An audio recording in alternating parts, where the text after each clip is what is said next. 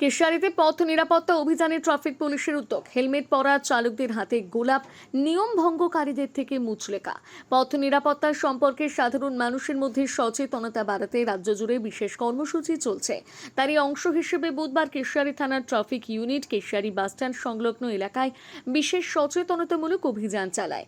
অভিযানে মোটরবাইক আরোহীদের থামিয়ে ট্রাফিক নিয়ম মেনে চলার আহ্বান জানানো হয়। যারা হেলমেট পরে গাড়ি চালাচ্ছিলেন তাদের হাতে গোলাপ ফুল তুলে দিয়ে শুভেচ্ছা জানানো হয় এবং নিয়ম মেনে চলার জন্য উৎসাহিত করা হয়।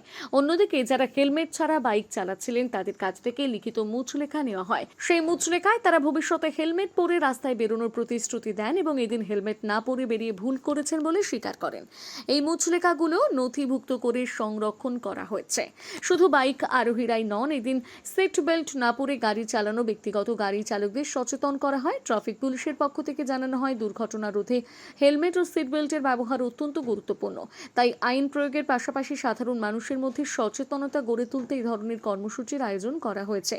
এই উদ্যোগকে স্বাগত জানিয়েছেন এলাকার বহু সাধারণ মানুষ।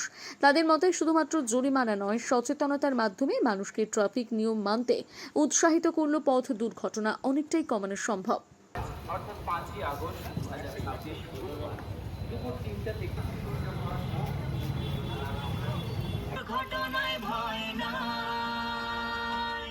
কিছু বিশেষ উদ্যোগে কেশিয়ারি থানা ও কেশিয়ারি ট্রাফিক পুলিশের পক্ষ থেকে সকল মোটরসাইকেল চালক ও আরোহীদের জানানো যাচ্ছে যে হেলমেট ছাড়া বাইক চালানো যাবে না। হেলমেট পরলে একজন মিনাহানি